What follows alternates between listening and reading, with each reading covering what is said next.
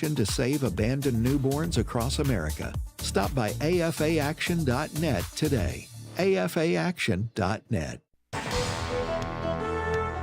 Welcome to Today's Issues, offering a Christian response to the issues of the day. Here's your host, Tim Wildman, President of the American Family Association.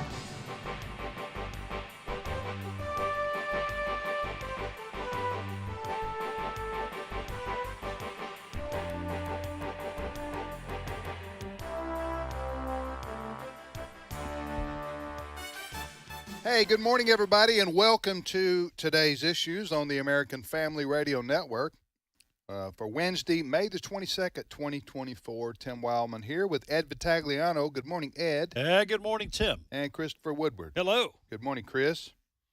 And thank you, folks, for joining us. Ed, you want to tell folks how they can just have the full experience here they want to of this show? Full experience, and by that we mean yes. You can watch two old guys and one relatively young guy.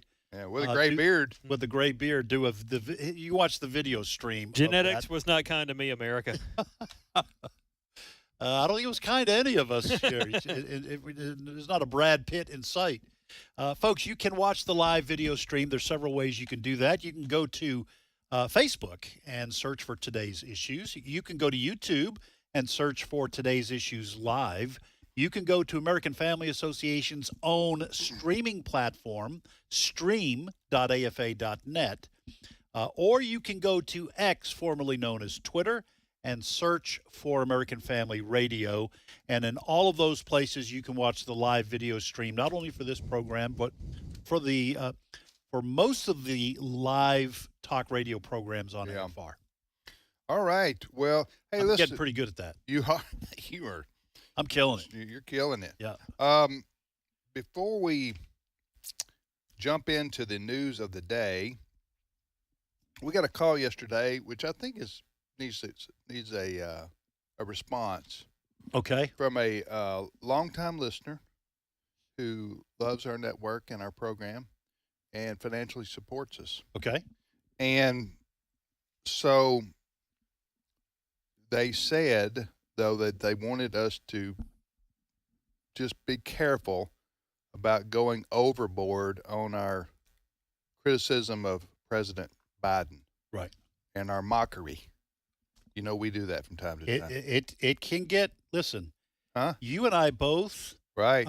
Put us together. We tend towards the sarcastic side of the spectrum. Right. Okay. So it can get a little thick. Yeah, it can be sarcastic dynamite. Yes. If you put you and me together. That's right. Sometimes. Yeah. And Chris doesn't help often, even though he plays the straight newsman. Yeah. You can hear my smirk through the radio sometimes. No, listen. They were sincere. They were saying, "Hey, he's bad, and we know he's bad." But and there is a fine line sometimes you walk because he does do things that just begs for mockery. Right. Okay. However, it is also at the same time serious in that he is the president of the United States, the leader of what remains the free, what remains of the free world. Right. And so it's, sometimes, sometimes maybe we go a little bit overboard. I'm not going to accept all the way overboard. I'll just say a little bit overboard. We're hanging overboard. You know what I'm saying? How do well, listen, first of all, you did tell me about the call. You didn't tell me who it was. It was a lady. I think it's representative of some listeners because they said, listen, I'm trying to get other people to listen to AFR, but if they tune in and all you can do is bash Biden, they're not going to stay. Anyway. Okay. So, listen, I appreciate those kind of calls. And we do joke around about it can only be encouraging and uplifting. We do get constructive criticism, and we appreciate that. I think we're humble enough to say, we do need to answer to these kinds of constructive criticisms. And so the first thing I would say, this is going to sound like I'm defending what we do, okay, but just hear me out, folks. All right. The kinds of things we deal with on this show can crush the life out of you. Okay. Reason I have gray hair. I'm just being honest. And the vast majority of the stories we go over in our story meeting don't make it on the air. Okay, so the kind of things we deal with. So we do sometimes overcompensate by expressing. Well, it's dark humor. You know, we're finding something to, and I got to tell you, Joe Biden, the president, is just an easy target for some cheap laughs. Okay, so that is part of it. It's not just that we want to beat a dead horse, so to speak. He's not dead. Not yet. Pretty close. You just triggered me. I'm sorry. I triggered you. Go ahead. So, yes, we sometimes do go overboard, but we are compensating for the darkness of the day by trying to get some laughs here or there. But second of all, I do agree with this lady who called. It was a lady, right? Yeah, it was a lady. She identified that way yesterday. Anyway. Okay. So we do need to be careful because we do want this to be a news program. And so we want to maybe focus on the news without some of the sarcasm and belittling. So we're going to try. Tim, are you going to try? I think if we could use All Things Considered as our model. Yeah. You know, the NPR show. Oh, yeah. I think that's what we need to aspire to. Do we have to talk low like that? I think we need to talk low. Now, to this dear sister who called. See, we're being sarcastic about sarcasm. Yes. See, about NPR. I don't know. It's hopeless. It may be hopeless. But to this dear sister who called, yes, we are going to take into consideration your criticism, but today is probably not going to be the day where we're starting because the stories, we didn't tell Chris this until he had already had his stories. Right. So we are going to hammer the president a fair number of times. We'll try not to be too sarcastic when we do it. But let me just say this, too. There's a difference between just an innocent person out there who happens to have the misfortune of not being able to think clearly or speak clearly, shuffles around, an elderly person. Right. We know who they are. And we're all getting down life's road and will be there one day if, Lord willing, they allows us to live that long. Right. However, there's a difference between that and somebody who puts themselves up as somebody who's not.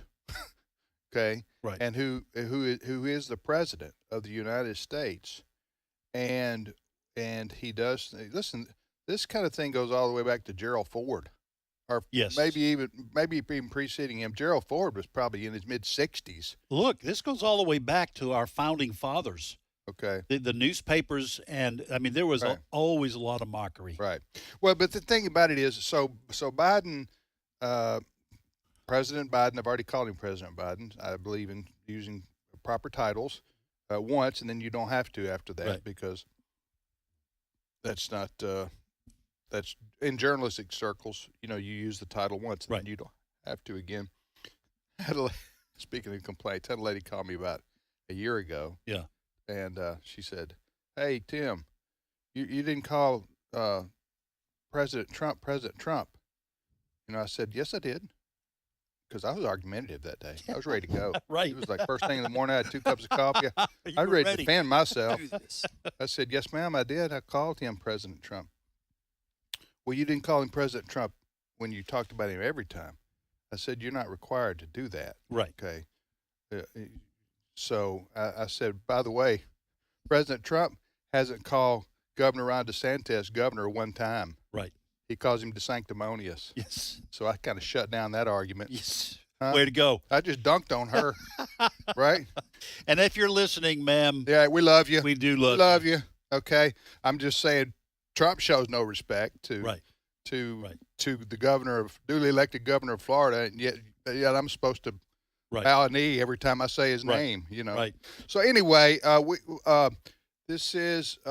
we do want to pay proper respect to the offices of president and governor, whatever office there is, but that doesn't mean those people, when they do and say things and act certain ways, don't deserve to be called out on it. Right. So, and I don't care which party they are or who they are. Right. So, but there is you don't want to get. By the way, we used to do this with President Bush, George Bush, George W. When the W. Yeah. When he would do one of his Bushisms, where he would say something, a normal expression, the wrong way, we would play that on there. Right. So it was funny. Yeah, because it was funny. Yeah. One and time, Will Ferrell made a living off that. He did. Yes, That's how he made his name. He did. I remember one time, and I think we've aired this soundbite one time when we were talking about gaffes from presidents. George W. Bush once famously told a blind man to take his glasses off, and when the guy said, "Well, I'm blind, Mr. President," Bush said, and I'm not joking, "Touche." Yeah. Well, Biden. What was it? 2 years ago, they were doing some kind of an event, and he told the fella to stand up. Oh yeah, that was during the campaign, wasn't it? During the campaign, 2020. The fellow was in a wheelchair. yeah. He said, I can't stand up. Mm-hmm. And then he's like, "Oh, It's what like am I doing?" Like paralyzed or something. Anyway, all That's right. just one of his many. Listen, we make fun of one another on this show. Right. I go to my safe space and make a TikTok at least twice a day. You make a mistake or a faux pas on this show. Right. The others on the panel we're jumping on you with both feet. So we come by this honestly. That was Fred's first question when I got hired. Do you have a thick skin? It wasn't, can you read news copy? All right, and Chris, Canadians are known for their jokes, too. Go ahead. All right, anyway, that is in the way of a public service discussion. Yes, it is. I guess. First story, Chris. Well, while we are respecting those in office over us, we also need to be in prayer for people around us. And I say that because a tornado has killed multiple people and injured many others in a town called Greenfield, Iowa, which is about an hour southwest of Des Moines. Terrible, no good, very bad situation here. We have at least one image on our website, afn.net. You can see a lot of debris scattered around what used to be homes and cars. What was interesting with this, guys, I don't know if you've followed a lot of the news reports, but even wind turbines were damaged from the powerful winds there. One of them caught on fire. So a really awful situation there that we all need to be in prayer about. And if we're going to a prayer meeting and Bible study tonight, remember these Iowans. And there's even bad weather today expected for places like Texas, Arkansas, Missouri, and Oklahoma. Now, I've got a couple of sound bites here. One of them is from a Fox weather reporter who was reporting this morning near Greenfield, Iowa. Clip 1. I mean, it is horrific to look at as you sort of look around here. Some aerial footage here showing where that powerful tornado tore through the middle of town in some areas. And you're actually able to see sort of the path that tornado took, cutting through the town of about 2,000 people. It has destroyed dozens of homes, businesses, uprooted trees, thrown cars, at least 18 tornado reports so far. But according to the Iowa State Patrol, we are talking about multiple people who have lost their lives in this tornado and in this community alone. Among the damaged buildings, we're actually talking about the Greenfield Hospital. Several people had to be taken from that hospital, guys, moved other places miles away. You know what's particularly it's always tragic when there's a loss of life. It's very difficult for people when there's loss of property, so on and so forth. But when storms hit small towns, sometimes a tornado or sometimes hurricanes, like on the Gulf Coast, and they just basically obliterate a small town. Mm-hmm. I mean, that seems particularly tragic because there's just. Again, it's always tragic, but when almost an entire town is disappeared by the force of nature, it is just a very tragic situation. And this whole town was not destroyed, but it's the damage, the loss of life. Well, it wasn't totally, but I mean, it was hit hard. Yeah. Talking about Greenfield, Iowa. You just wonder whether towns like that can ever come back from that. Right. Well, when you look at these aerial shots and it happens every spring, okay, in a big swath of our country that is where tornadoes are, regular, I guess you could say. Southeast, Heartland, Midwest. But when these tornadoes sit on the ground and they're like F4s. Yeah. F3s, F4s, and some cases F5s, if they sit on the ground and like I'm looking at this aerial shot, from Greenfield, Iowa, just about looks to me like 400 or 500 yards of width of just things just absolutely smashed to the ground, just smashed it. And so I mean, and not it isn't often you find that people lose their lives, Right. Because this I guess this was in the daytime. And it looks like it was was it the daytime or the It evening? was in the afternoon, early evening. Anyway, so you can see tornadoes coming. And you got Doppler radar. Yeah. You get warnings. You get warnings in today's with today's technology. But a couple things. One is oftentimes people don't, they're like me and like us. If you live in, well, I take that back. I didn't say what I was going to take back yet, have I? Right. Okay. I'm saying you kind of casually take tornado watches don't phase people who live in tornado Country. Yeah. Tornado warnings, yes. But even then it's like do I get out of bed or not? I mean, Right. I'm probably not. It's my time to go.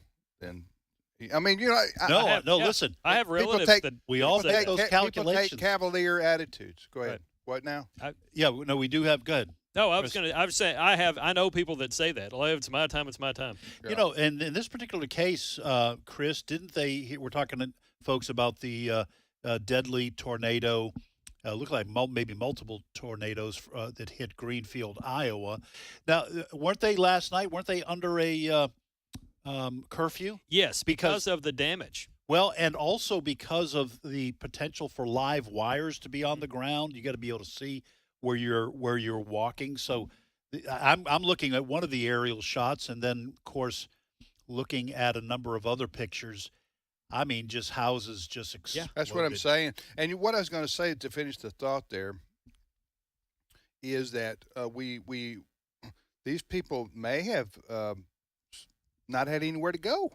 Right. I mean, you say, well, take cover. Okay. Get under my bed. Right. Yeah. Well, in the F4, it doesn't matter whether you get under your bed or not. Right.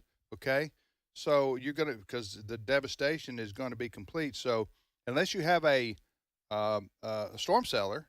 Right. Or they still call them that? Mhm. They do. Storm cellar or, somewhere you can, but by the time a tornado warning is issued, meaning it's probably on the ground or near the ground because somebody spotted it or it's appearing on radar, to a point where they can know what it is.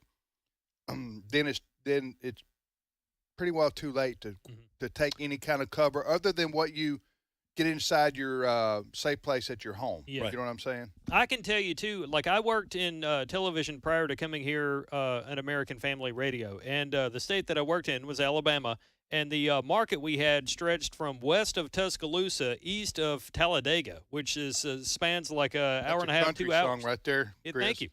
So, anytime there is a tornado warning in your television area, the meteorologist is supposed to come on and advise people as what's going on. Well, we would pop a tornado warning in Tuscaloosa County, and our viewers in Talladega would be like, "Why are you interrupting programming? I'm trying to watch my shows," or something like that. This doesn't Right. impact What do I me. care what happens in Tuscaloosa? I mean, That's an actual conversation I had with That's people. 200 miles away or whatever Right. like that. But now, listen, these and a lot of tornadoes touch down out in the country. Nobody's hurt, but you get these tornadoes like that one hit Tuscaloosa. yeah, my hometown Yeah. got hit last year. Yeah. Well, this yeah. city, Tupelo, where our flagship station is for our Right. network, in 1936, I think it Mhm. was, they had a tornado that just about destroyed the whole city. But still, if you look at the deaths caused by a tornado, the tornado of 1936 that hit Tupelo is top 10, maybe top 5. Yeah. It was that bad, but that's back before you had warnings, really. Yeah. Right. Elvis was a survivor of that famous tornado. He was about a year and a half old when that happened. Oh, really? Mhm. You know the expression that I've told this before, and the old timers know this expression. I guess I'm an old timer, but I know this expression because my granddaddy used it. But before you had all this sophisticated warning systems with weather, and the expression that would be used for storms were, quote, it's coming up a cloud. Yeah. You remember that Yeah. expression? That was your weather forecast. It's coming up a cloud. And at 2 o'clock in the morning, how do you know? Yeah. Right. Right. Well, I remember going out, and a lot of our listeners grew up this way. You remember going from time to time, the weather would get so bad, you would go over to your aunts or uncles or your granddaddies or what. Go to Get in their cellar. Get in their cellar, their basement or whatever like that to seek, protection. So anyway, it's very sad when property's destroyed. It's you want to cry for these folks like what we're seeing in Iowa. It's even worse when somebody dies. Right. People lose their lives because, as they say, things can be rebuilt, property can be restored, but people, lose their lives. I don't have this soundbite, but one of the people that talked to media immediately after the storm or storms last night was a lady named Rogue Paxton, who is a resident of Greenfield, Texas. She said the area is very close. Greenfield, Iowa? Greenfield, Iowa, I'm sorry. There may be a Greenfield, There Texas, could be. but that's not what we're talking about. But she said that the community is very close. They will rally together. It'll be difficult, but they will, band together to try to get through these difficult situations, which, again, is one of the reasons I think we can help with prayer. Well, and also we support 8 Days of Hope, American Family Association and American Family Radio. We support 8 Days of Hope in every way we possibly can, and they do a great job of doing this. They go on the site. They have a rapid response team. Rapid response team, Next story, Chris, and we got about 2 minutes before the break. Yes, we do also have this on our website. Our headline is this: Biden administration announces billions more in student loan bailouts. President Biden today is announcing more of what he calls student loan relief or canceled student debt, this time for another 160,000 borrowers. This involves about $8 billion today, which brings the grand total to around. Buy boats. Yeah, it brings the grand total to around $167 billion. Lucas Tomlinson of Fox News this morning talked about how $167 billion is about what we are budgeting this year for the Army. So, to give you an idea of how much money Biden wants us to just ignore or take on, Well, that's how much. Yeah. The Supreme Court of the United States ruled, a year and a half ago? They ruled that the president doesn't have unilateral authority to cancel debt owed the federal government. He bragged about that. He bragged about Who the fact did? President Biden bragged about the fact that he was ignoring the Supreme Court I'll ruling pull up the tweet. Yeah, in his speech at Morehouse College He did. that we talked about. He's been saying that. Yeah. He said, the Supreme Court ruled that we couldn't do it. Well, we found a couple of other ways to do it anyway. This is the guy who famously said back during the moratorium on evictions, when he extended it after the Supreme Court said you can't do that, he said, well, it's probably illegal, but it's worth it. Yeah, So I he remember doesn't that. care. I remember that. And then they complain about the Republicans being lawless. Right. Right. Listen, what Biden's doing there is, and I don't know who stops him. If he's just going to ignore the Supreme Court of the United States, I don't know what mechanism there is to stop Missouri him is suing him over it. Here's what he's done, what the administration has done, because I don't think it's just Joe Biden. It's people in the administration. And I've made this comparison before. It's like arguing with a teenager. Okay, what the Biden administration does is, the Supreme Court said we couldn't do X, so we're gonna go 1 degree over and do X plus 1. And what they're doing is trying to defeat the spirit of the ruling by being super technical and daring people to sue them and go to the Supreme Court every time they move 1 degree to the right or left. I want. Can we not? We need to start a movement here to get Biden to cancel home mortgage debt. Huh? Well, who's with me? Yes. Who's with me? Raise your hand. Yeah, that'll cost. Hey, let's cancel everything home we have. mortgage debt. All right, we'll be back in a moment. Stay with us.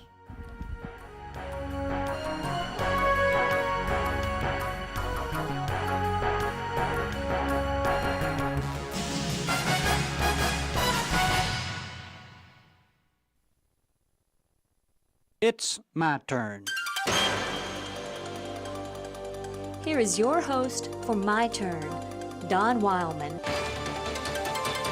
Thomas Carlyle lived from 1795 until 1881. He was a Scottish essayist and historian. During his lifetime, he became one of the world's greatest writers. But he was a human, and humans make mistakes. On October the 17th, 1826, Carlyle married his secretary, Jane Welch. She was an intelligent, attractive, and somewhat temperamental daughter of a well-to-do doctor. Now, they had their quarrels and misunderstandings, but still loved each other dearly. After their marriage, Jane continued to serve as his secretary. After several years of marriage, Jane became ill.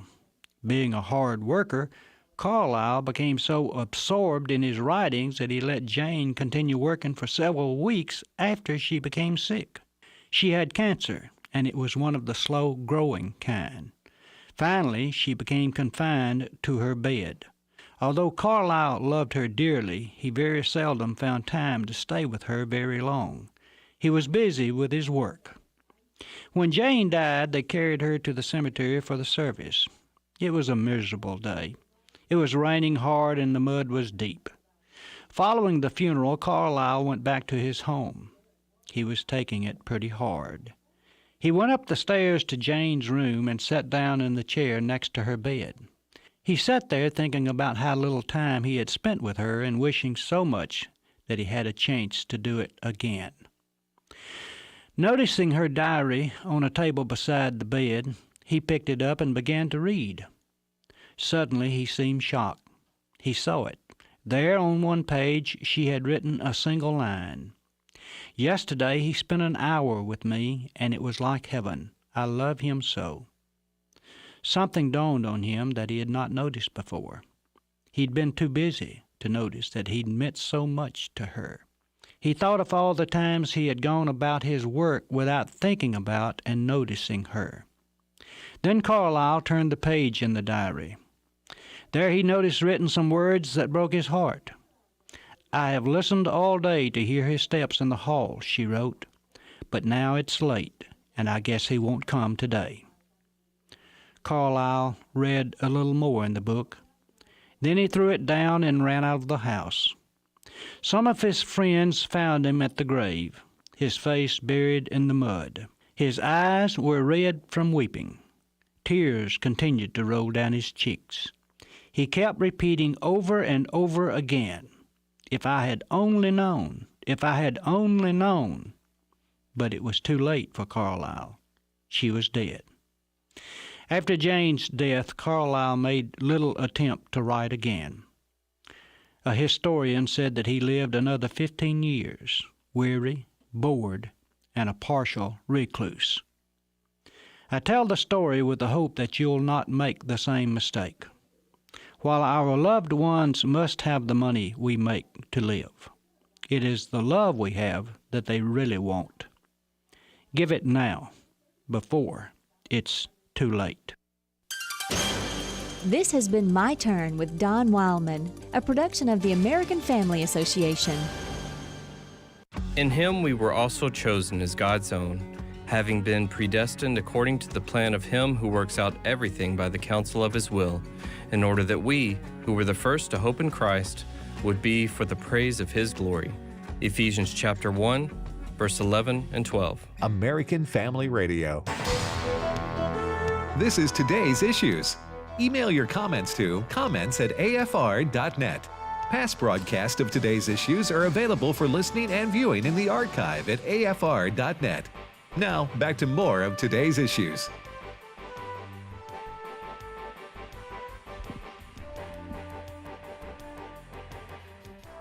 Hey, welcome back, everybody, to the radio program Today's Issues on the American Family Radio Network. American Family Radio is what you're listening to. We thank you for joining us. If you want to send us an email, comments@afr.net. Comments@afr.net. We do have podcasts available for this show. We have a lot of folks who download the podcasts for this show. All you need to do, so if you missed today's issues or any of the shows we have here on AFR, you want to listen, just go to afr.net, click on the podcast, and there's the banners for the show. You click on that, And boom, you're 3 clicks away from listening to. It's a pure joy. That's how we need to change the theme of this show. That's right. Listen to Pure Joy Radio. Pure Joy Radio. Right. All right, so anyway, check that out, the podcast for today's issues. Next story, Chris. Somebody who has nice things to say about President Joe Biden is former FBI Director James Comey, who has long warned that Donald Trump is a threat to democracy. And Mr. Comey went on to issue that same warning in a sit-down interview with MSNBC. I'll air this clip and then call up some reaction to it separately. Clip 7. When you think about a second Trump administration, what do you think the implications would be for the FBI? Oh, serious, for the Justice Department and the FBI, because Trump is coming for those institutions. He knows their power, and I think he has regrets that he didn't work hard enough to corrupt them. I don't care how you feel about Joe Biden, you must vote for him because the consequences on the other side are too severe. Now, somebody not planning to vote for Joe Biden. What's that? You got to be kidding me. No. That comment. All right, go ahead. Somebody not planning to listen to James Comey and vote for Joe Biden this November is Joe Concha, Fox News contributor, who had this to say this morning on Fox and Friends First. Clip 8. Comey looked quite at home over there at MSNBC, right? Because he's as delusional as any other far-left lunatic over there at 30 Rock. Remember, this is the same, what's the word, clown who held that infamous press conference almost 8 years ago, July 2016, and said while Hillary Clinton basically broke every law when it came to the handling of classified documents during her time as Secretary of State, by keeping those classified documents on a private server in a bathroom, by the way, of an unsecured property, he wasn't going to charge her anyway. And since he was rightly fired by Donald Trump the following year, he's written 2 anti-Trump books. Showtime gave him a fawning fictional series, and now he's begging people to vote for Joe Biden to save democracy. That scent you smell is a smell of desperation, Carly, because Trump is leading on average in every swing state. By the way, this all depends on how you look at the world. Right. Okay? Everything now is devolved into straight up politics. It's the Hatfield versus the McCoys. Yes. This is Ohio State v. Michigan. That's right. This you is take Boston a shot Bruins. at me, I'm taking a shot at This you. is Boston Bruins versus the New York Panthers. Rangers, or whoever their top rival is. Anyway, this is Yankees Dodgers. However you want to say. It's whatever team you're on, that's who's right. Mm-hmm. Right. And I'm oversimplifying it, but that's about what we've come down to. Because listen, I would agree with former FBI Director James Comey. If Trump's elected, he is cleaning house, I believe, at the Justice Department and the FBI, and he's remaking it in his own image. Okay? That's what presidents have the prerogative to do. Right. But James Comey and the Democrats are going to call that, quote, a threat to democracy, end quote. See, it's all how you look at it. Right. And we call a threat to democracy the fact that the Justice Department, including under Comey, was weaponized against political opponents. Yes. Yeah, we call that a threat to That's a threat to democracy. We're both throwing those terms across the aisle. We can go back and forth here who did what. Right. Because they got the liberals, they do provable stuff. Right. Provable stuff like what I remember. Forget that press conference that Comey did right there. Yeah. Yeah, he said Hillary Clinton broke a bunch of laws, but I'm not doing anything about it. But she didn't mean it. She didn't mean it, bless her heart. Yeah. Huh? I mean, for him to come out, he should have just sailed into the sunset right there. Okay, he doesn't need to do interviews because he's discredited because of that one moment right there. Listen, the FBI under Comey didn't even interview Hillary Clinton under oath. So tell me you took your job seriously. No. There's no credibility there. And for him to say Trump's going to be a threat to democracy. Let me just add this one other thing, too, talking about the Hillary Clinton ordeal.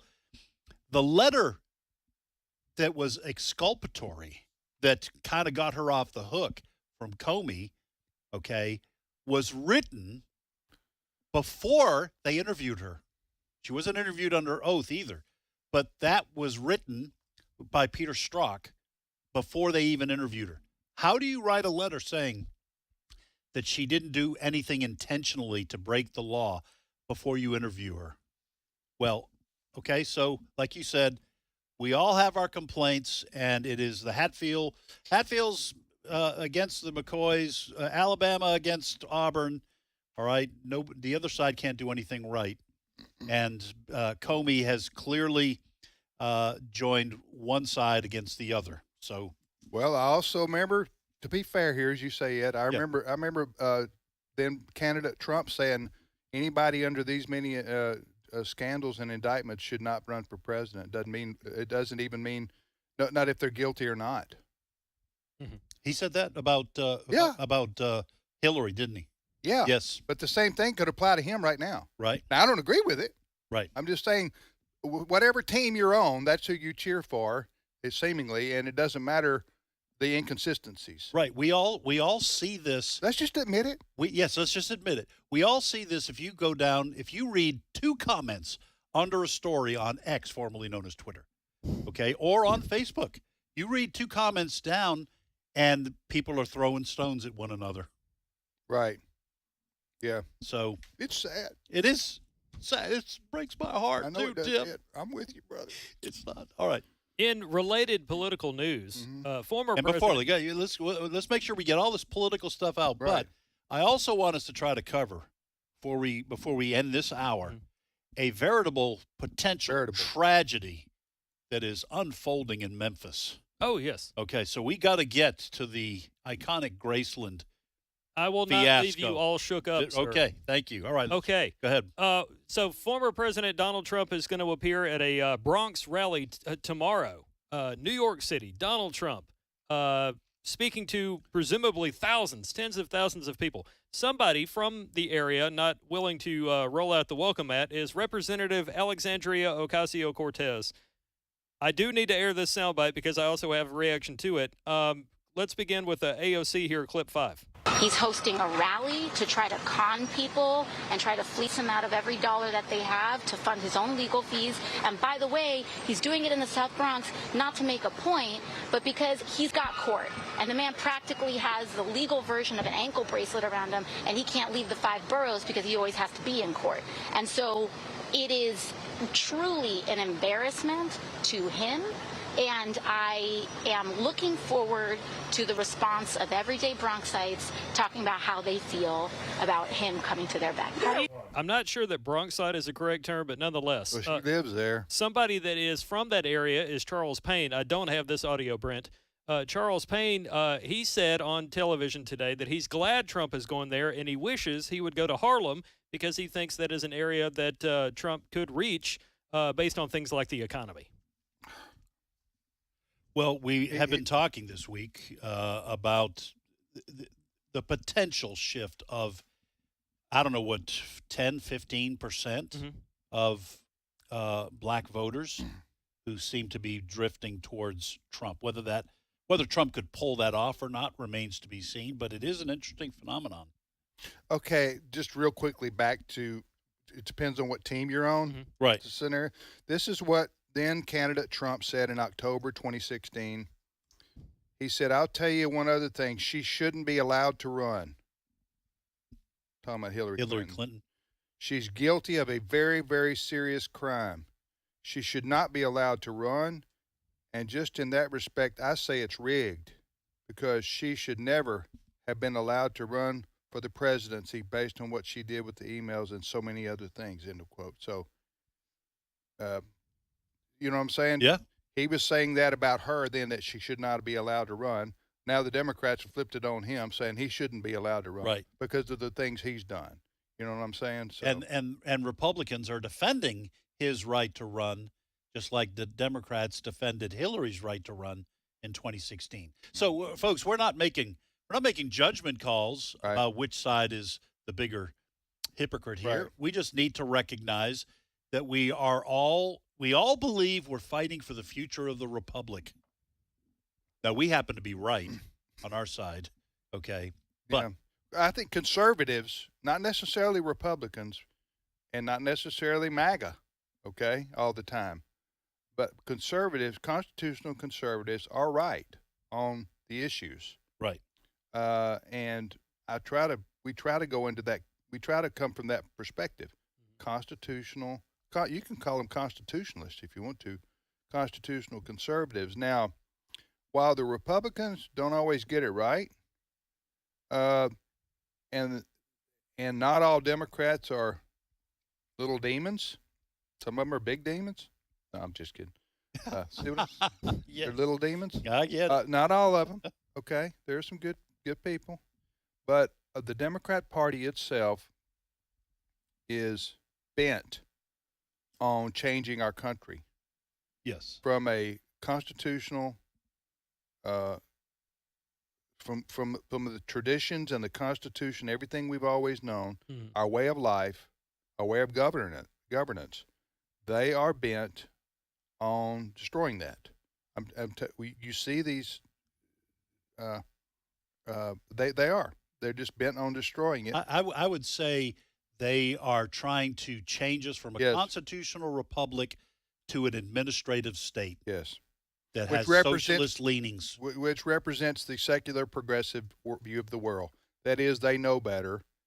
They know better. Yeah. So, and we give examples of that all the time. So we believe that in the Constitution, the federal government states rights to govern themselves.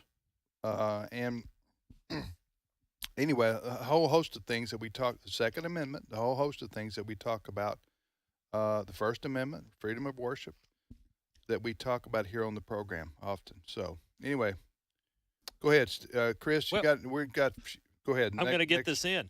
By the way, let me tell folks that are listening to Today's Issues, that's the name of this show, and We're Always Right. We're going to change the name of the show to We're Always Right. We're Always Right. On the American Family Radio Network. And I'm taking that title. Right. I'm taking it to my house. I'm going to tell my wife. In my I'm always right at work. Right. But so I should be always right here. She's going to say, okay, good, take out the garbage. Okay. Happy to hear it, Ed. Right. Well, I just want to remind our listeners about this. Well, let me say this. I was recommended. I was advised recently to bring in some good news on occasion because I don't want to be Dr. Doom and Gloom. Although I do have my PhD in that now. But anyway, bit of good news here. This is a story that has concerned many people. Fox has run long and hard with it this week. The latest with the Graceland situation is this. I'm reading from a Fox article. I just shared it on our Facebook page. Graceland auction halted after Elvis Presley granddaughter's push for injunction. A little bit of background here. A company claims Lisa Marie, Elvis's daughter, took out a near $4 million loan several years ago and used the house as collateral, but according to the company, she never paid it back, thus putting the Graceland estate up for auction this week to try to recoup some of that money. Lisa Marie's daughter says this is not true. There were some fake signatures on here. There's a lot of fraudulent stuff going on. In the midst of that, you had a lot of news outlets and people like myself working in Elvis songs. A lot of people had suspicious minds in the past couple of days. But good news here, it does not appear that Graceland is going to be auctioned off, at least as of now. But that doesn't mean that this threat to the sovereignty of Graceland is over yet, because this is just a delay in the auction. Yes. But the legal battle over who's right here still has to be settled. And listen, I was shocked to see that this week. Mm-hmm. Graceland, this part of the country is just, it's like going to the Statue of Liberty in New York City. A lot of people from Tupelo make the annual trek there. A lot of people from around the world. Right. Listen, my father, who passed away in last year, his wife and her sister came to Graceland just a number of months ago. So it's from Florida. Mm-hmm. So people from around the country, around the world, come to Graceland because they're still big Elvis fans. So, well, it's pop culture. It's a part of people's lives. If you grew up in the 50s, 60s, Elvis Presley was the number one. Well, the Beatles came along, but Elvis for about what, 5 or 6, 7 years there, Elvis Presley was, huge. The top singer and performer in the world. Now, I will say I've never been to Graceland because I'm not a huge Elvis fan, but lots of people are. So yeah, that's what I'm saying. shocker. Is that people go to visit the home? Yeah, it was because they grew up with that. Right. You know, they grew up hearing about Graceland and the whole story of Elvis. Yeah. Presley and everything like that. Speaking of Elvis's stuff and property being up for auction, I'll share this link as well. Elvis Presley's personal Bible from Graceland is up for auction. It was reportedly found on his nightstand when he died. The bid for the Holy Bible World Edition is currently $30,000, according to GWS Auctions, adding that a live auction is slated to commence on May 25th. Long story short, you can own a Bible once owned by the king. That's probably going to go for $1 million. I would think so. That seems kind of low. King of rock and roll, you should say, right? Mm-hmm. That's what you meant. It is embossed with Elvis Aaron Presley in gold and contains a large amount of bookmarked pages and underlined passages that seemingly spoke to Elvis. For those that are not aware of Elvis, he was born in Tupelo, Mississippi, and in addition to the birthplace, we also have items that you can look at. Is it a replica of the church that he went to? I don't know. There is a church there on the grounds that you can go to. It is, if it's not the church, it's a replica of the church that he grew up in. The church? On the grounds? You mean talking about here in Tupelo? Yeah, there's like a little, or there was. Maybe a chapel or something? Chapel, Oh, thank you. Yeah, chapel is the word I should have used. Yeah, excuse me. Yeah.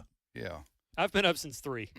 That's all right. You use that excuse every I have been day. up since 3 this week. I'm working the Rusty Pugh shift. Shout out to Rusty. We appreciate you more, sir, when you are gone, and we see what you do for us in these hours. All right, you're listening to today's issues. His personal Bible, though, is up for auction? Who's doing that?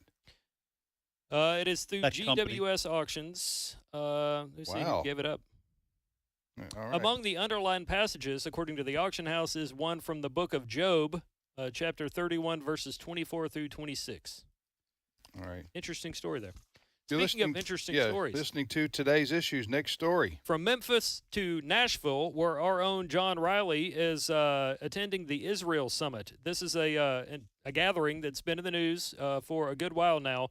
John kind of summarizes a lot of the story for anybody not familiar with it. So let's go ahead and air his story, clip 9. The Israel Summit, organized by Israeli-based HaYuvel, was forced to move to a new location after the hotel canceled their contract because of threats from Hamas agitators. After hearing about the cancellation, radio host Dave Ramsey contacted HaYuvel and offered his event center for the summit. Close to 1,000 people were inspired by speakers from Israel and the United States. The message was simple: keep God's land, all of it. Palestinian terrorists and progressive leftists are trying to take it away. Former Congresswoman Michelle Bachmann was one of the speakers. We may see attacks in the United States, and our director of the FBI, Chris Wray, he believes an attack within the United States is imminent. We need to pay attention. And my first thought was, hey, Chris Wray, why don't you tell your boss that?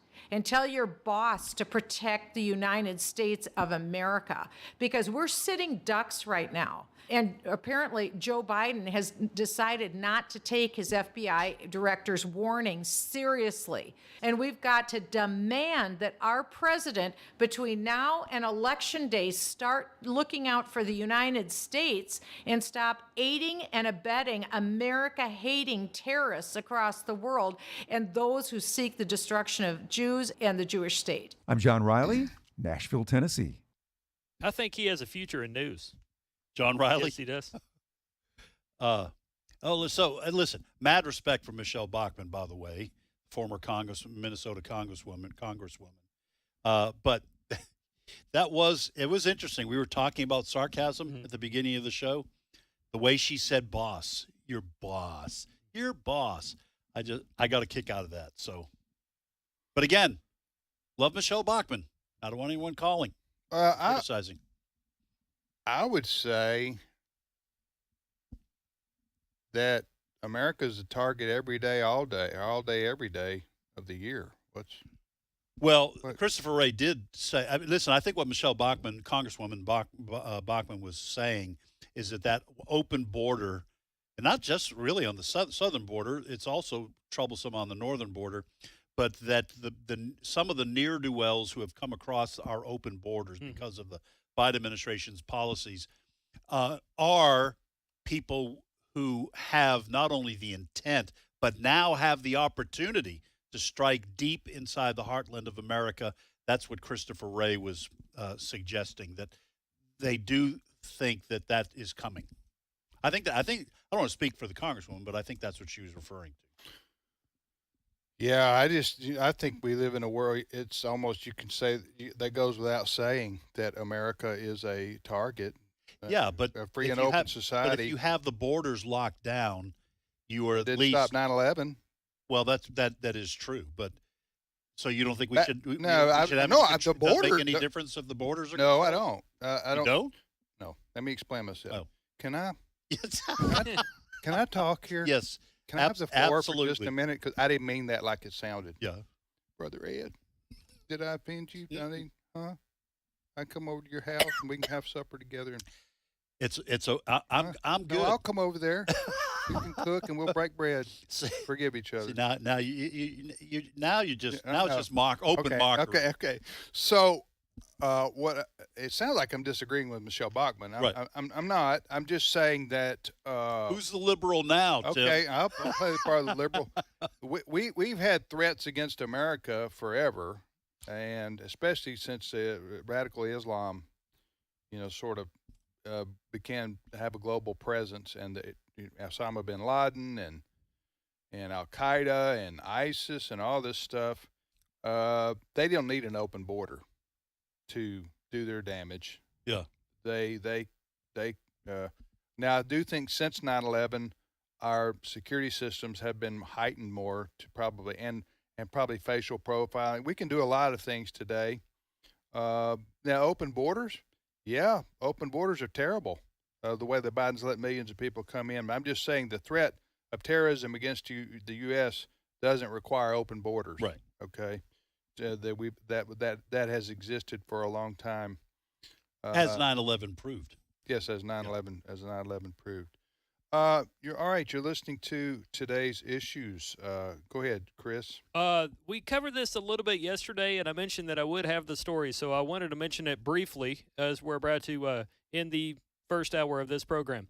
Missouri Attorney General Andrew Bailey has been very supportive of Harrison Butker for that commencement speech that many people agreed with. Kansas City Chiefs kicker. Yes. So we do have a story on our website right now. The reason I bring it up is because Attorney General Bailey wants to know why city officials there in Kansas City initially made an effort to dox Harrison Butker. In other words, go after him, let people know where he lived, because somebody there in City Hall took exception to what he said. So we have that story. I'll share it on our Facebook page. I want to share this quote here from Attorney General Bailey.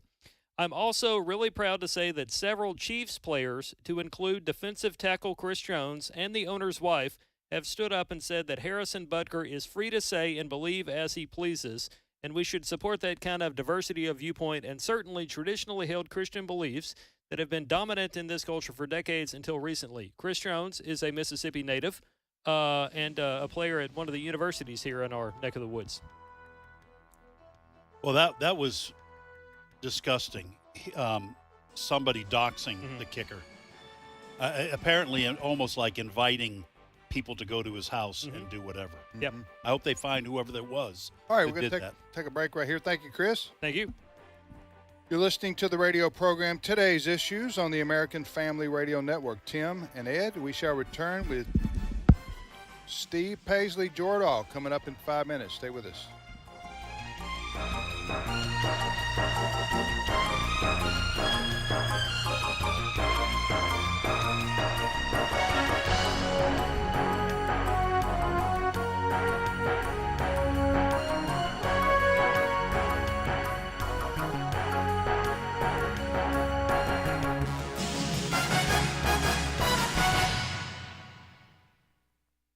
The views and opinions expressed in this broadcast may not necessarily reflect those of the American Family Association or American Family Radio. Faith, family, freedom. American Family Radio. All God asks of you is faithfulness. Headlines in USA Today. Did you see it this morning? All the odds are against us. Faithfulness is the word. There's a place for you on the battle line. Engage in the fight for America's families. Visit AFA.net and then take your position. A message from the American Family Association. This is American Family Radio, a listener-supported ministry of the American Family Association.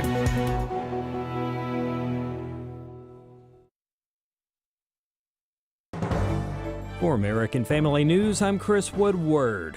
Multiple people were killed when a tornado tore through Greenfield, Iowa, and left a wide swath of obliterated homes, crumpled cars, and splintered trees, while outside the small Iowa town, massive wind turbines were buckled and twisted to the ground by heavy winds. Fox Weather's Nicole Valdez had this to say on Fox and Friends just outside Greenfield. Among the damaged buildings, we're actually talking about the Greenfield Hospital. Several people had to be taken from that hospital, guys, moved other places miles away. The system is expected to turn south today, bringing more severe weather to parts of Texas, Oklahoma, Arkansas, and southern Missouri. A leader of a Christian organization dedicated to helping Israel says the Biden administration should not be issuing condolences to the Iranian regime for the loss of the so-called Butcher of Tehran. Chad Groening has this story. The Biden administration sparked outrage when it announced it sent, quote, official condolences to the Iranian regime following a weekend helicopter crash that claimed the lives of its hardline president and foreign minister. But Ibrahim Raisi, who is known as the Butcher of Tehran, was one of the main architects of a 1988 massacre in Iran that killed around 5,000 regime opponents. Dr. Susan Michael is the USA Director of the International Christian Embassy, Jerusalem. No, the Butcher of Tehran is not a law, so I don't see why our government should be issuing condolences. What we should be doing is providing encouragement to the opposition and to the expats to build opposition to this horrible regime in Iran and bring it down. But Michael says, unfortunately, she doesn't think the Biden administration will support such an effort. Because they are just continuing the policies that were set by the Obama administration. And under the Obama administration, there was an uprising across Iran, and they didn't help it at all.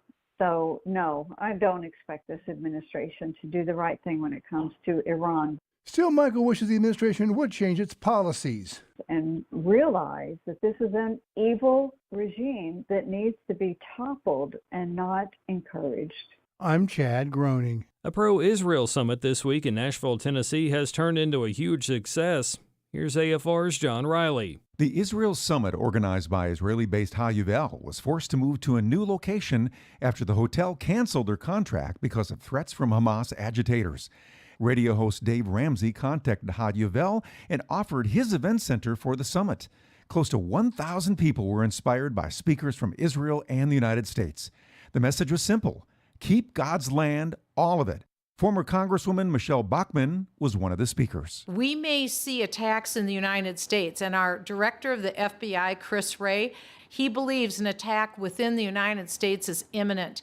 And my first thought was, hey, Chris Wray, why don't you tell your boss that? And tell your boss to protect the United States of America.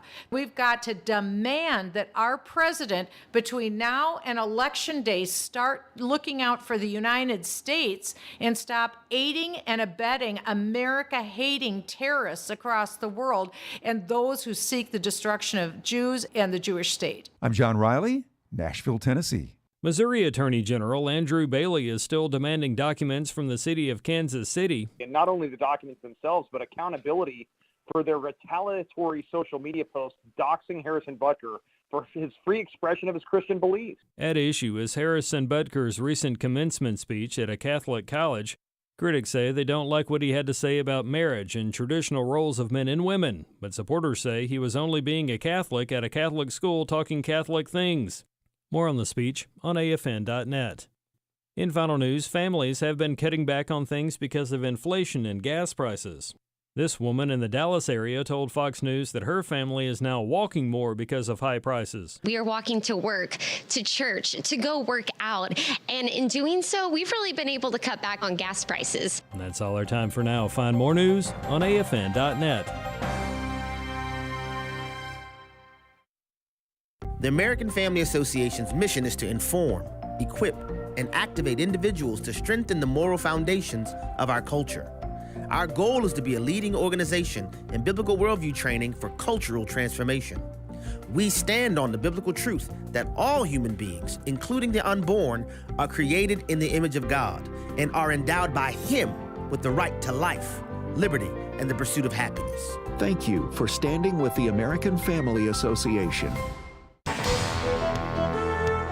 Today's Issues continues on AFR with your host, Tim Wildman, President of the American Family Association.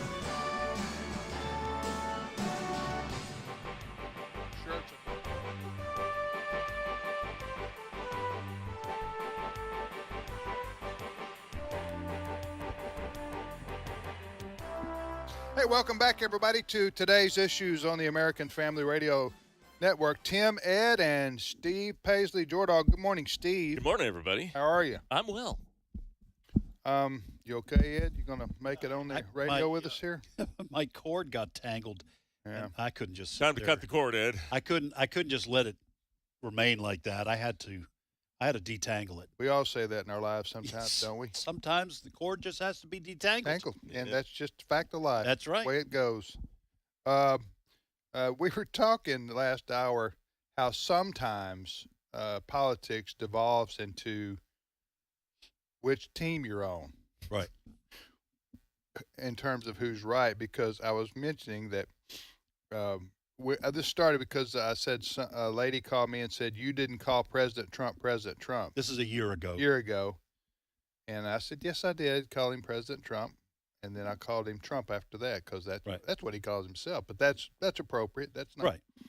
And then I said, that President Trump hasn't referred to Governor DeSantis as Governor DeSantis in a year. You know, he called him the sanctimonious and the sanctus. I think he's doing it now. I think he. Well, but this was a year ago. Yeah. He's recounting the conversation. That shut down that conversation. But anyway, but so, and again, I'm going to vote for Trump. Okay, in November. I'll just tell you that because there's too much at stake here to. Right. Okay, it's Trump Biden. Okay, Kennedy's not going to win. Right. All right. He may place third. I'm sure he will. And people, voting is a personal issue, and it's also how would I say it? In other words, I'm not going out here to criticize people for whoever they want to vote for. Right. In that sense, but I think it's very. I'm voting for Trump and encouraging everybody, our friends and family, to do the same thing. Mainly because of the Supreme Court and the judges and the border and the economy, those kinds of things. But here's what Trump said in 2016 about Hillary Clinton. If she were to win, it would create an unprecedented constitutional crisis that would cripple the operations of our government. Because she might be convicted of a crime. She is likely to be under investigation for many years and also will probably end up, in my opinion, in a criminal trial. I mean, you take a look at it. She has no right to be running. You know that? No right. Now, who's saying that today? Right. They flipped that one. They flipped Trump's words on him. Right. And saying he's under investigation and he has no right. I don't know anybody the same said people he shouldn't be running. The same people in 2016 who defended Hillary Clinton's right to run because these charges are politically motivated and they're not. They're the true. ones now saying Trump They're the ones, right? But it was Trump. Trump himself said, and Hillary Clinton said the same thing about him now. Right. So it just depends on what team you're on. It does. What's right? Oftentimes, what's perceived as justice and right. So anyway, all right, Steve, go ahead. Hey, hey, Steve. Hey, everybody. Hey, by the way, before you get to your stories, let our folks know what we just posted. Oh yeah, I know you guys were spending a little time talking about the awful tornado that hit Greenfield, Iowa, and there was posted some storm chasers posted some incredible video. This extraordinary video of this tornado taking down the wind turrets. It doesn't show it slamming into the town. Right, but it's amazing. Some amazing video, and we posted that to our Facebook page. Okay. So yeah, that was. Listen, how many people died? 6. Last report I saw. I think so. The number usually climbs a little bit. It's still a little too early to have a definitive number. And there were other tornadoes also that hit Iowa yesterday. Not just that. Was it 18 tornadoes in total that hit Iowa? Now, you and Steve, and I was looking over your shoulder during the break. We're watching, and I've seen 1,000 tornado videos, haven't we all? Right. Yeah. Right. But that was impressive. Yes, impressive in a scary kind of way. Because this is storm chasers driving towards this thing. And we just put it on our Today's Issues Facebook page, this particular tornado, So because folks, it just stays on the ground, and it's just massive and moving really Yes. fast, right? It's a tornado. I'd never seen this, but the one tornado had multiple vortices, multiple like little mini tornadoes inside of it. Yes. It was. And when you sent it to us, we couldn't watch it last segment because we were on the air. Yeah, But 'cause, during you the know, break, I figured- I watched it, and it started off way in the distance, and I thought, this is going to take forever to get up close, but it didn't. Yeah. It covered the ground in probably 30 seconds. Those are some brave people. So anyway, that's on At our this Facebook point, page. there's still the most reliable numbers. Multiple people have died. Yes. So they're still counting. It's tragic. All right, let's talk about what's going on in Florida because Governor Ron DeSantis there has made a declaration. You know, DeSantis, Steve. DeSantis. Governor DeSanctimonious has declared the whole summer, the Freedom Summer, the Summer of Freedom, and with that comes some requirements. The bridges, and I think we reported on this. I know we talked about this in one of the story meetings last week. We might have even said it on the air. The bridge that goes in the Tampa Bay, that crosses Tampa Bay from Tampa to St. Pete. Every June, they light that thing up in rainbow colors because somebody's proud of their sin. LGBTQ Pride. The original sin, by the way, Pride Month. Yeah. And so what he has said, what the governor is saying is this summer, all of our infrastructure, if you're going to light it up, you got to light it up with red, white, and blue, period.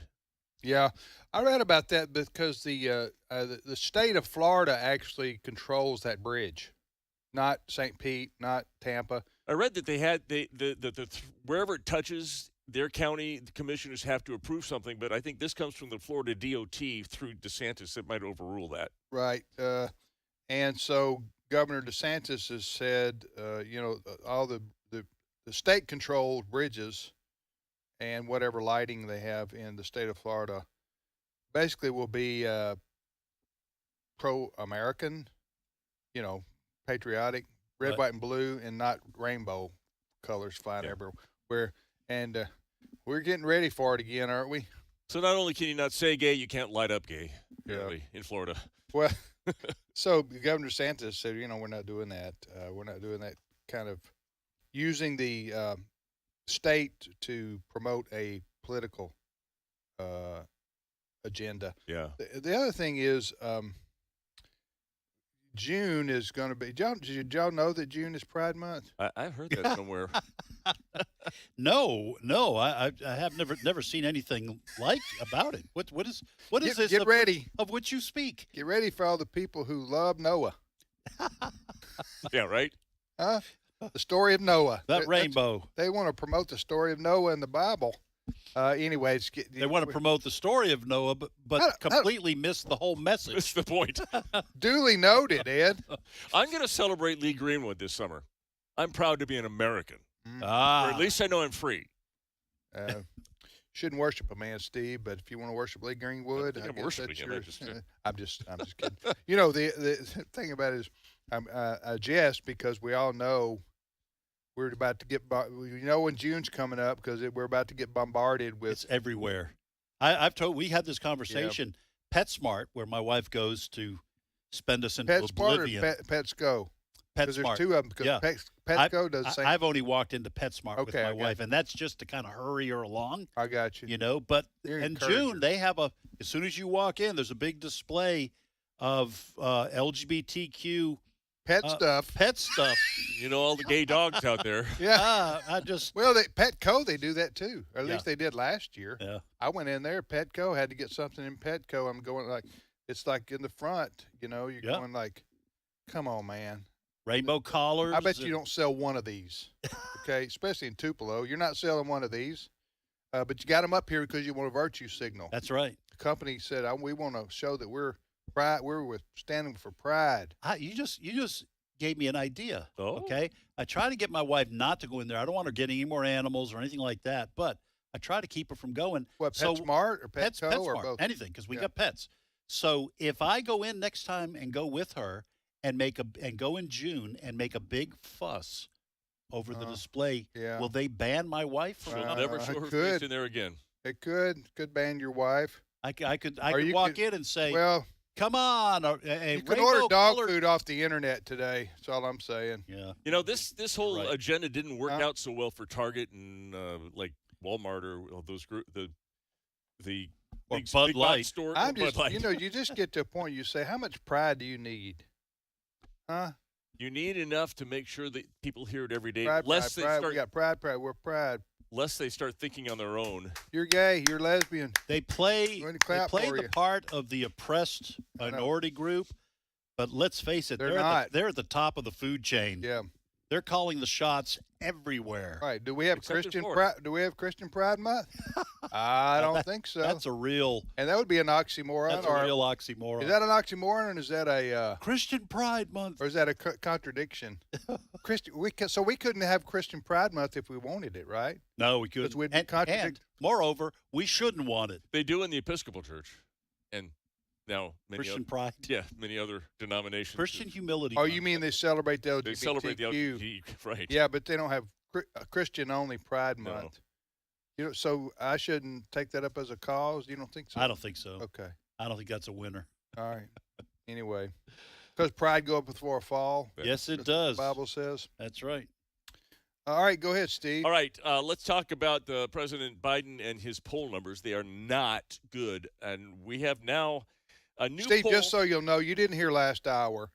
Ed and I are being nice to Biden for the next 7 or 8 minutes. Yes. So you we- go ahead. You slap go ahead. all you want. We'll You're on- defend yeah, them. yeah. I don't have any like Biden flubs or whatever. Oh, So, okay. Yeah, but there's a lot of people talking about him, and so anyway, in New Hampshire, which is been a blue state, has the last time someone won New Hampshire, it was George W. Bush. You mean a Republican? A Republican, someone. The first Democrat, Al Gore was the last Democrat to lose New Hampshire, and since then it's been blue. Shame, But shame. now we're looking at a poll right now in the state where Trump and Biden. This is a poll with Kennedy included. They're tied at 36 points each. Kennedy coming in at 14 and none of the above at 12. So he's in trouble. Who's in trouble? Joe Biden is in trouble in a lot of blue states, certainly a lot of battleground states. The podcast used to be sports host Stephen A. Smith has a thought about why, perhaps. Let's listen to Cut 11. He's the former president of the United States. This is You Donald talk to Trump us he's about talking about. Russian collusion. You talk to us about a bevy of things over the years. Man still running. Four indictments, 91 counts, and the man gets more campaign dollars. Climbing in the polls, okay? And last time I checked, he still ain't been in cuffs. He still ain't been put behind bars. And he's the presumptive GOP nominee. You can't stop him. You cannot stop him. And so for me, I find myself ashamed of the Democratic Party for their lack of a competitive fervor. You had since 2016 to come up with somebody else, and you still can't do it. That is pathetic. It is pathetic. And it is no excuse for it whatsoever. It is 2024. In 8 years, you should have been able to find somebody that can compete with this man other than a soon-to-be 82-year-old incumbent. Now, Stephen A. Smith is he on ESPN? He's usually a sports Yeah, commentator. yeah, sports But commentator. he's black. Yes. Okay, so we have been talking in the first hour. We've talked several times over the last week or so about the drifting. I'm just going to call it drifting of black voters away from the Democratic Party to Trump, not to the Republican Party, but to Trump. It's not a huge percentage that's drifting in that direction. I don't know whether that'll translate into voting for Trump, but it is interesting. And the fact that Stephen A. Smith is very vocal about his political views as well as his sports views. But he's a black American, and he is castigating his own party. His own party. But, the interesting thing, the next question that they asked, which I didn't have time to put in here, it's a long discussion. So the host of the podcast asked him, do you want the Democrat Party to win? So, well, that's an interesting question. It's a fair question. I don't know. I don't understand, though. Now, I'm not talking about voter fraud or whatever. I'm going to relive the 2020 election. Okay. Right. But Biden won. So what's he upset about it with his party about? Because they couldn't find anyone else to run Well, he in won. 2024. Yeah. No, that would be the It counter. kind of contradicts what he's saying. I think he's dissatisfied with how weak President Joe Biden, the incumbent, how weak he looks politically. That's on him. Yeah. But I think what he's saying is the Democratic Party should have gotten somebody else. But he said you've had 16 to come up with somebody. Yeah. They came up with somebody. Well, that's true. Yeah. And he won. So Well. I don't understand exactly what the criticism is. Well, he doesn't think he can win again. Yeah. I think I don't think he's going to. I think Stephen A. Smith doesn't think that Biden can win, and they waited too long to find a replacement. He beat Trump. Well, he should just say Biden should step aside. Yeah. Right? Right. I could have said, but he gets paid to talk, so. Yeah, right. Next story, Steve. All right. And I guess Stephen A. Smith isn't the only liberal who's talking.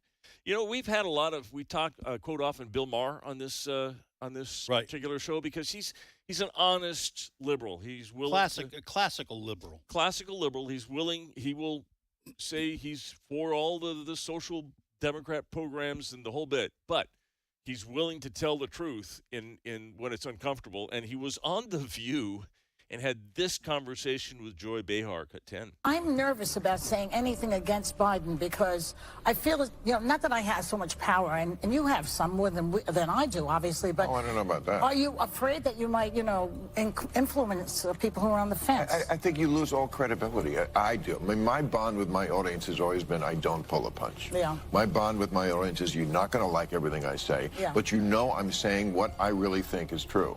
Biden just presents as old. It's not really fair. No. Because he's almost the same age. Trump is almost the same age as him. I know. But Trump doesn't present that way. You look at somebody right away, you can kind of just sum them up. I mean, we are not young, but we don't present as old. Yeah. Biden does. I saw him yesterday making that speech. Yeah. I mean, I'm sorry, he's cadaver-like. But his brain is good. He's still great. Joy Behar, she wants it His so brain bad. is good on days. Yeah. And hours. It depends. She's desperate, isn't she? Joe Biden, up until he won re-election, really, Joe Biden was still, he could slug it out. In his political career, he was a really good communicator. Up until he won re-election for what? I mean, not re-election, when he won 2020. 2020, okay. He was a good debater. In interviews, he did really well in terms of the back and forth, articulate, clean, had a good mind. He was good. He was clean, and so I kind of understand where people like Joy Behar. I think they're remembering. It's like the pitcher pitching, coming back into the game after he's looks like he needs to retire. You're thinking about him as he used to be, and he's not. It is very noticeable if you listen to a Joe Biden speech from 2015 or prior and now. I've said this before, and maybe it would reduce a lot of the issues we're able to talk about here if we followed what I'm talking about. Right. And I think I could save America a lot of rancor. Yeah. A lot of blood pressure rising, a lot of anger. Okay. Because I'm a peacemaker. Yes, you are, as you should be as a Christian. Yes, I'm a peacemaker, and that is with any issue political now, especially in today's climate. Just state what your ultimate view or objective is, and don't argue about all the stuff that precedes it. Yeah. Okay. Let me explain what I'm talking about. Joy Behar Joy Behar should just say, I don't care if Biden is a cadaver. Right. Okay? Doesn't matter. I'm voting for him over Trump because he represents my worldview. Okay? So there's no point in us arguing whether he looks like a cadaver or not, or whether Biden's brain dead in his speeches or not, because even if he is, I'm not voting for Trump. You Right. see what I'm saying? Right. And I think people on the Trump side could just, instead of just saying, how could people vote for Biden, just say, or how could people say, how could you vote for Trump? He did this, he did that, he did the other. Just say, I don't care if he did it all. Right. I don't care if he's got an orange jumpsuit on. Right. I'm voting for him because voting for Biden is terrible, is far worse for our country. You see how if you would just get to the bottom line immediately, you could, of course, you wouldn't have any talk shows then. Yeah, I was going to say the plus for doing what you just suggested is the view would last 5 minutes. That's a plus. Right. All of humanity comes out ahead. That would be a plus. But I mean, when you try to make arguments based on this candidate did this or said that or appears this way, it doesn't matter if the opposing candidate violates your basic fundamental political beliefs. You see what I'm saying? Yeah, because and this is I recognize that I'm not being consistent, but in 1992, when Bill Clinton was running, I was all about character matters. Okay, character matters, especially in the re-election in 1996 after Monica Lewinsky. Character matters. Okay, now I say, okay, all right. So we all know what I was. When did you change? Yeah. So let's, to your point, let's say yes.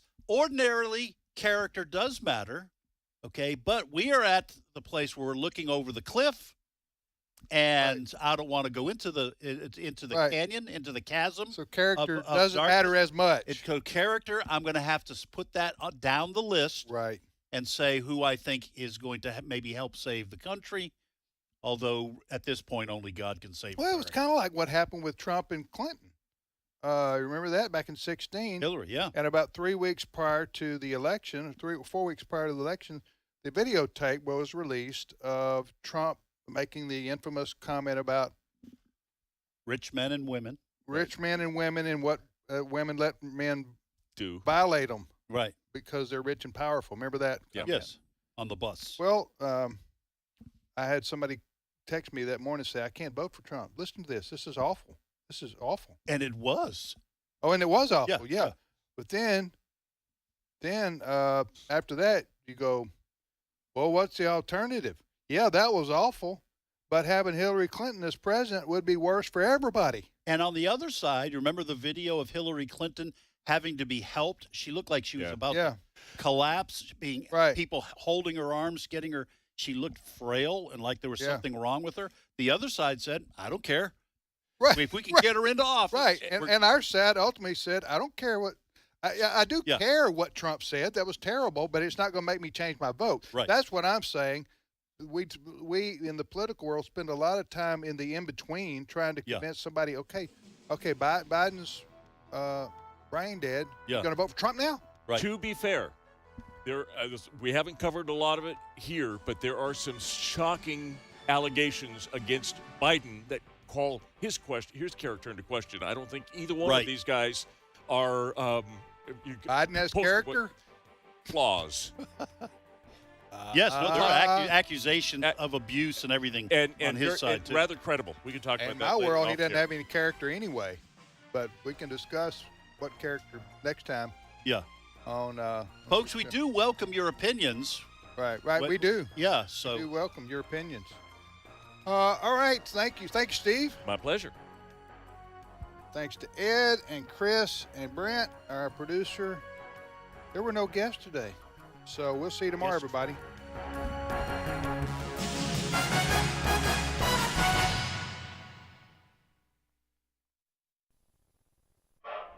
And my father, your great-grandfather,